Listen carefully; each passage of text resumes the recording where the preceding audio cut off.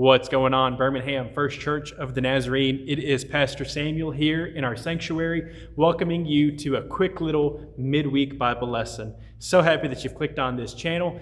Today, we're going to be in Mark chapter 7. We are still in the series, The Lion's Gospel, the power of Christ as seen through the Gospel of Mark. So happy that you're here. If you've got a Bible, like I said, we'll be in Mark chapter 7, and we're going to start at verse 24. Now, this story that we're about to get into has gotten a lot of controversy surrounding it in recent years. It all has to do with boundaries and the way that we develop and designate boundaries. And we find out something about Christ here that I think will be key for the rest of Mark's gospel and maybe even for the rest of our life and faith. And here is the statement I want to make for you. Everything Christ does, he knows what he's doing, and he's doing it for our good. Everything Christ does, he knows what he's doing, and he's doing it for our good. Think about this for a moment. There have been places in your life where you did not see what he was trying to do, but you trusted in him more than your own plans. And because of your trust in him, rather than the plans that you divided for or designed for yourself, you didn't have to divide your faithfulness. You got to remain intact, right? You were able to still be, as Paul talks about it in Philippians, a partner of the gospel with him. And he knows what he's doing, and everything he has done has been for your good. The yeses and the nos have been for your good. All right? So he knows what he's doing, and everything he does is for your good. Today, we're going to meet Christ talking with a person that does not fit within good, neat lines, good boundaries. And boundaries are important as a people. Matter of fact, boundaries mean a great deal. If you look at any sports game, there's always a referee or an umpire telling us where the boundaries are. If you look at Pee Wee football, there's a referee there. That referee does not disappear. If you go all the way from Pee Wee football to the NFL, there are, dozens of referees, people making sure that both teams are staying within the lines of the game. And in life, too, we start carrying, I think, boundaries. The way that we look at the world, the way it presents itself. Many people have boundaries, though, placed upon their lives that are neither biblical or spirit-inspired. They're not holy boundaries. Today, we're going to meet somebody who is in the, out of bounds for the first-time listeners of Mark's Gospel, for a Jewish audience. The woman that we're going to meet today that interacts with Jesus is somebody that is well beyond the bounds of what is normal. So like I said, if you got a Bible, we'll be in Mark chapter 7. We're going to read verses 24 through 30. Let's hear the word of the Lord together. Jesus left that place and he went to the vicinity of Tyre. And he entered a house, but he did not want anybody to know he was there. But his presence could not be kept a secret. Let's stop there. His presence could not be kept a secret.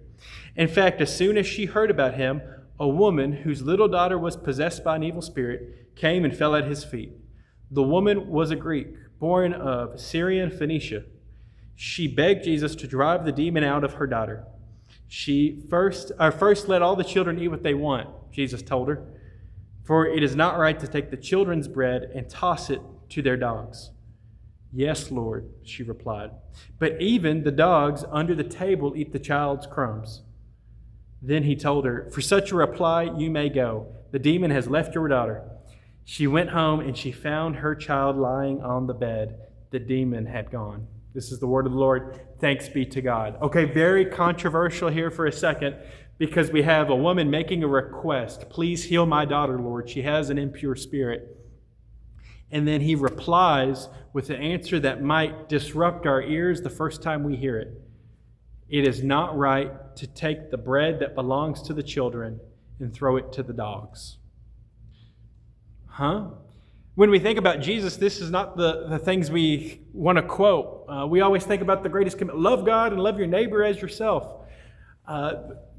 Lord, forgive them for they don't know what they do. Those are the things that we quote Jesus. What is he doing with this?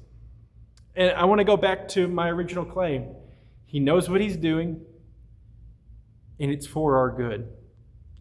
His disciples, the ones that heard it the first time and later write it down, I'm sure they were all nodding their head like this, yes, because this woman is from Syrophoenicia. She's a Gentile, and she's a woman. There is no reason that they should be talking right now as it is.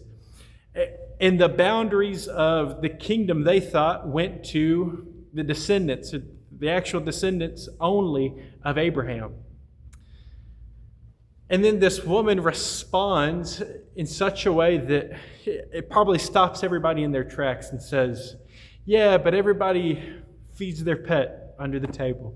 Lord, please help me. And there is a stop there for a second where, yes, Lord, traditionally I am out of bounds. I don't know Abraham, Isaac, or Jacob, but I know you can help.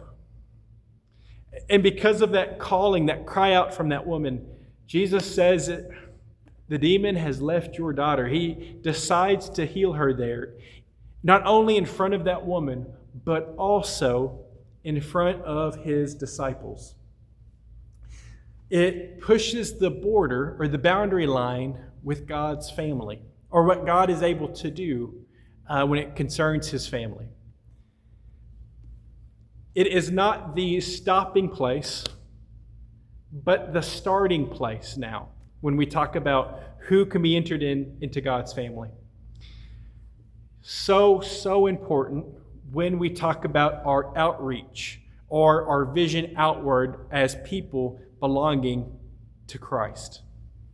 Some of us may have come from a long line of Christians. Your grandfather, your great-grandfather, your great-granddaddy were all Christians, and some of us didn't have that either.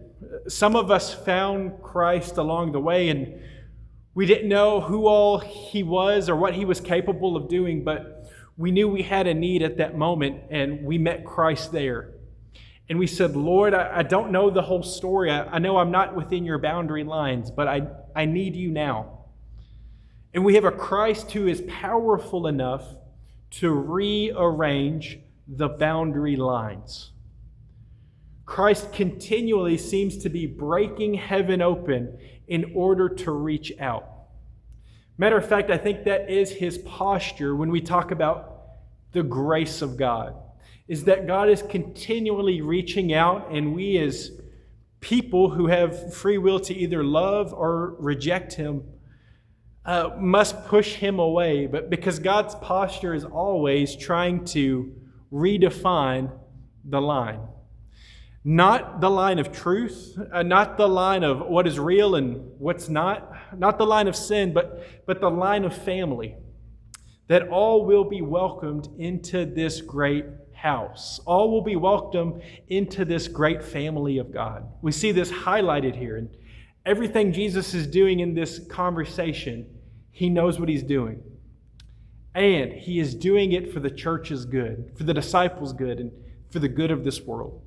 So as you look around in your life, where does your boundary or your borders lie? Are they biblical? Are they spirit-filled? Who is the person Jesus would introduce you? This is Pastor Samuel. Stay holy, keep the faith, and follow for more. Quick little test here too, now that I'm at 8 minutes and 43 seconds. Type the word family in the comment below. I just want to see if anybody has made it all video long. All right, y'all have a great one. We are praying for you. Bye-bye.